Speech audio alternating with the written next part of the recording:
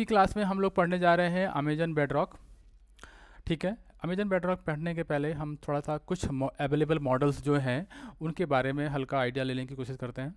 तो सबसे पहले देखते हैं कि हमारे पास एक अमेजन फैमिली का, टाइटन फैमिली के कुछ मॉडल्स अवेलेबल हैं, जैसे Titan text express, Titan embedding, Titan image gen. तो ये सारे मॉडल्स के बेसिकली अपने अपने अलग अलग पर्पस के लिए बनाए गए हैं। जैसे कि ये वाला जो मॉडल है जिसमें हम टाइटन टेक्स्ट एक्सप्रेस बोलते हैं, बेसिकली ये जनरल टेक्स्ट टास्क के लिए यूज होता है, जहाँ पे summarization, QA, open ended generation के लिए मोस्टली ये यूज होता है। दूसरा हम बात करते हैं टाइटन एम्बेडिंग की, तो इसका काम वेक्टर रिप्रेजेंटेशन करने के लिए, सेमेंटिक सर्च करने के लिए, रैग रिट्रीवल और सिमिलरिटीज़ के लिए होता है। ठीक है, तो एक वन शॉट यदि आप बोलो तो ये AWS नेटिव NLP के काम आता है। दूसरा वाला जो टाइटन एम्बेडिंग है ये सर्च और रैक के लिए होता है। तीसरा टाइटन इमेज जन की बात करें तो इमेज जनरेशन के लिए। तो क्या है कि मॉडल्स जो है बेसिकली अलग अलग मॉडल बनाए गए हैं। इसका पर्पस ये है सो दैट कि आप अपने स्पेसिफिक टास्क है जो आपका काम है उसके लिए मॉडल चूज कर पाओ, राइट। यदि आपको कोई बोलता है कि मुझे इमेज जनरेशन पे काम करना है, तो डेफिनेटली आप ये वाले और ये वाले मॉडल पे नहीं जाओगे, आप किस पे जाओगे, टाइटन इमेज जन मॉडल पे। तो हर कंपनी ने अपना अपना अलग अलग मॉडल जनरेट किया हुआ है और मार्केट में अवेलेबल कर रखा हुआ है। तो हम बात करते हैं मेटा की, जिसमें लामा फैमिली की बात कर रहे हैं। तो लामा 2, लामा 3, लामा 3.1, इस तरीके से 3 अलग मॉडल अवेलेबल हैं। जिसका पहले वाले का जो काम है वो ओपन एंड कस्टमाइजेबल के लिए है, जिसमें आप open weight, LLM fine tuning करने के लिए है। लामा 3 बेसिकली इम्प्रूव्ड रीजनिंग के लिए है, ठीक है, जो कि एजेंट्स और कोड के साथ में काम आता है। लामा 3.1 जो है ये लार्ज स्केल इन्फ्रेंस के काम आता है। इसी तरीके से आप आगे पढ़ोगे, मिस्ट्रल के लिए भी है, मिस्ट्रल का 7 भी है, मिस्ट्रल का 8x7 भी है, और मिस्ट्रल लार्ज है। ये इफ़िशिएंट इन्फ्रेंस के काम आता है, ये कॉस्ट एफिशिएंट पावर, ये इंटरप्राइज रीजनिंग के लिए। इसी तरीके से कोहेर का भी है। तो और भी मार्केट में अवेलेबल मॉडल्स हैं, बट अभी फ़िलहाल के लिए एक हम जनरल बात कर रहे हैं कि हर कंपनी ने अपना अलग अलग मॉडल दे रखा है। जैसे ये है एंथ्रोपिक का अपना क्लाउडी 3 है, क्लाउडी 3 सोनाट है, क्लाउडी 3 ओपस है। स्पीड फर्स्ट टास्क के लिए, जनरल पर्पस के लिए, हार्ड रीजनिंग के लिए। तो मेरा पर्पस है बताने का यहाँ पे ये है कि जो मार्केट में अवेलेबल मॉडल्स हैं वो अलग अलग कंपनियों ने बना रखे हैं और स्पेसिफिक बना रखा है कि भाई मेरा ये पर्टिकुलर मॉडल इस काम में बढ़िया अच्छा काम कर रहा है, ये वाला इस काम के लिए है, ये वाला इस काम के लिए है।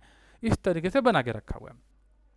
ठीक है, तो ये एक नॉर्मल डिस्कशन हो गया। अब आते हैं थोड़ा सा नेक्स्ट स्टेज पे। नेक्स्ट स्टेज में ये है कि सपोज़ आप एक चीज़ समझिए कि यदि आप कोई एप्लीकेशन बना रहे हैं और उस एप्लीकेशन को बनाने के लिए आपको अलग अलग कंपनीज़ के जो मॉडल्स हैं, मतलब ये वाले मॉडल्स, आपको लगता है कि मुझे अमेजन का टाइटन टेक्स्ट एक्सप्रेस भी चाहिए, आपको लगता है कि लामा 3 चाहिए, आपको लगता है कि मिस्ट्रल AI का मिस्ट्रल लार्ज भी चाहिए, तो आप बेसिकली क्या कर सकते हो? यदि आपके पास बेडरॉक नहीं है तब क्या करोगे? जब बेडरॉक नहीं है आपके पास, तो आपके पास सिंपल सोल्यूशन यही है कि भाई आप बात कर लो इन लोगों से, ये जो कंपनी है एंथ्रोपिक, इससे बोलो कि भाई हम आपका सर्विस यूज करना चाह रहे हैं, ये वाला मॉडल यूज करना चाह रहे हैं, आप हमको ये वाला मॉडल दे दो। तो एंथ्रोपिक वाला बोलेगा ठीक है, आप हमको पैसे पे करिए, कुछ इसके चार्जेस रहते हैं वो देना पड़ेगा, और हम आपको एक क्रेडेंशियल दे देंगे जिसको आपको यूज करके हमारे जो भी सर्विसेज हैं ये क्लाउडी 3 ओपस के अंदर, जैसे ये कॉम्प्लेक्स रीजनिंग के लिए, रिसर्च के लिए, या कोड एनालिसिस करने के लिए, ये सारी की सारी आपको सुविधाएं या सारी की सारी APIs जो है वो आपको दे देगा।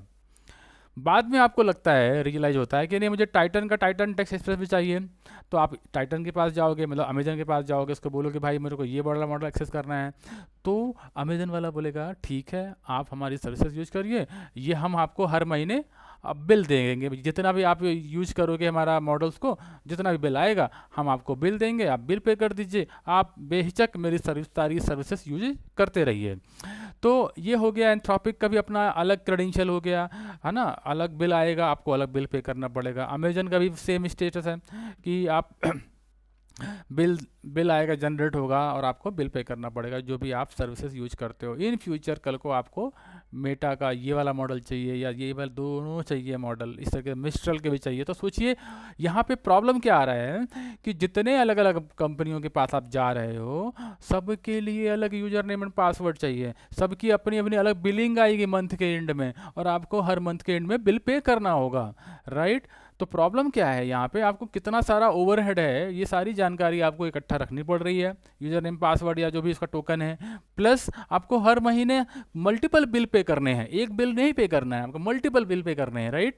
तो यदि मैं आपको ये वाला डायग्राम दिखाऊं तो आप यहाँ पे देखोगे, यदि मैं सिर्फ 2 का एग्जाम्पल लिया हूँ विदाउट बेडरॉक, तो विदाउट बेडरॉक के केस में क्या है, आपको सबके लिए अलग अलग की मिलेगी, मेटा एपीआई की अलग की मिलेगी, एंथ्रोपिक एपीआई की अलग की मिलेगी, राइट।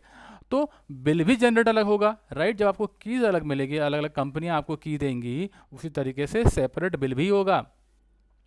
नाउ 2 तक की तो बात ठीक है, जैसे मैंने बताया कि 2 की जगह 4, 6, 8, 10, 12, यदि इस तरीके के मॉडल आपको एक्सेस करने पड़े तो सोचो क्या आप इन 12 अलग अलग कंपनियों के बिल पे करते जाओगे, कितना ओवरहेड है, कितना आपको याद रखना है, कितना आपको उसको क्रेडेंशियल एक्सेस करने पड़ेंगे। तो यहाँ पे इस प्रॉब्लम को रिजॉल्व करने के लिए, प्रॉब्लम क्या है, प्रॉब्लम ये है कि आपको अलग अलग डेटा मेंटेन करना पड़ रहा है, प्रॉब्लम क्या है कि आपको अलग अलग बिल जनरेट हो रहे हैं, प्रॉब्लम क्या है कि आपको टैली भी यदि करना हुआ कि कौन सा मॉडल को मैंने कितना एक्सेस किया है, बिल सही आया है कि नहीं, तो आपको मल्टीपल बिल्स टैली करने पड़ेंगे, राइट, और सबको अलग अलग पे भी करना पड़ेगा। यहाँ पे ये है प्रॉब्लम, और इसको सॉल्व करने के लिए AWS बोलता है मैं लॉन्च कर रहा हूँ, मैं आपको दे रहा हूँ AWS बेडरॉक, इसका सिर्फ और सिर्फ मैं आपको एक की दूंगा, और मेरे पास वो सारे मॉडल अवेलेबल हैं जो आप अलग अलग कंपनियों के पास जाके पूछ रहे थे। AWS बेडरॉक ने क्या किया, अलग अलग कंपनी से टाई अप कर लिया, उसने कहा भाई हम आपका मॉडल यूज करेंगे, ठीक है। तो AWS बेडरॉक डायरेक्ट इन सारे मॉडल को यूज करेगा, लेकिन हमारे लिए कहता है ये AWS बेडरॉक कि भाई आपको जो भी मॉडल यूज करने हैं यूज करिए, हम आपको एक की देंगे, 1 API की देंगे और एक ही बिल देंगे, ठीक है। दोनों चीज़ समझने की जरूरत करिए, मतलब दोनों चीज़ों को समझना पड़ेगा आपको कि आपको की भी एक ही मिलेगी तो डेफिनेटली आपको बिल भी एक ही मिलेगा। हाँ, यहाँ पे फ़ायदा ये मिलने वाला है, आप कोई सा भी मॉडल यूज करिए, सिर्फ उसका नाम भेजिए, जो भी आपको पैरामीटर भेजना भेजिए और बेहिचक इसको यूज करिए, तो यानी एट लास्ट आपके पास एक बिल आएगा। मेंटेन करना बहुत आसान है, आपको याद रखने की ज़रूरत नहीं है कि किसका क्या क्रेडेंशियल, सिंगल क्रेडेंशियल से आपका काम चलेगा, यही इसका खास बात है AWS बेडरॉक का। ये आपके बहुत सारा जो ओवरहेड है, मल्टीपल मॉडल्स को मैनेज करना, कौन सा बिल कब जनरेट हो रहा है, किसका कितना बिल है, उसको टैली करना, रिकॉर्ड मेंटेन करना, इन सब प्रॉब्लम से बचाने के लिए AWS बेडरॉक पिक्चर में आता है।